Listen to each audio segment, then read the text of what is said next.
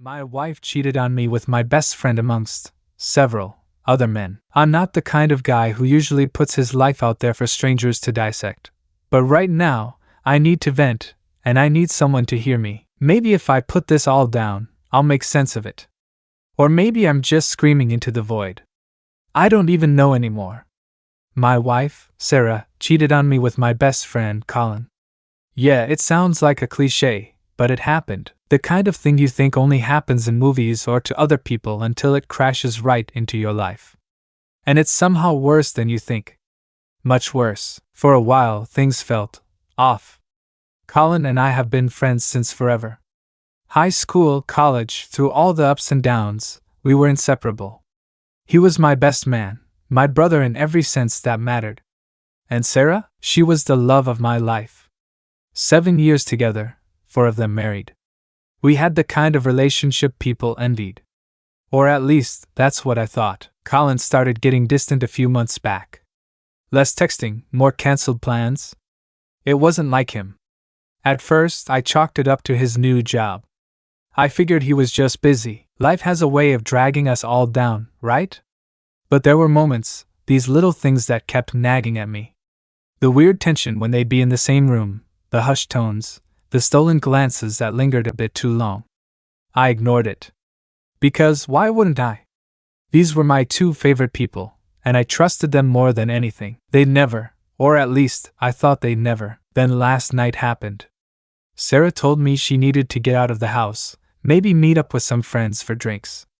I didn't think much of it. But I got this feeling, this itch in the back of my mind that wouldn't go away. Something wasn't right, so I got in my car and just started driving. I ended up downtown, near the Cedar, this bar we always went to. And there it was, Colin's car parked outside, and right next to it? Sarah's. I felt my heart drop. I don't know how to describe it. It's like the floor just vanished under my feet. Still, I walked in. Maybe I wanted to prove myself wrong. Maybe I needed to see it to believe it. I spotted them right away, tucked in the back corner like they were hiding. She had her hand on his, and they were talking close, way too close for just friends. I knew right then, but I still walked up to them. I needed to hear it. Needed to see the guilt on their faces, and there it was. That look. They both froze, like kids caught sneaking out after curfew. Sarah's face went pale, and Colin wouldn't even look at me. They didn't have to say it.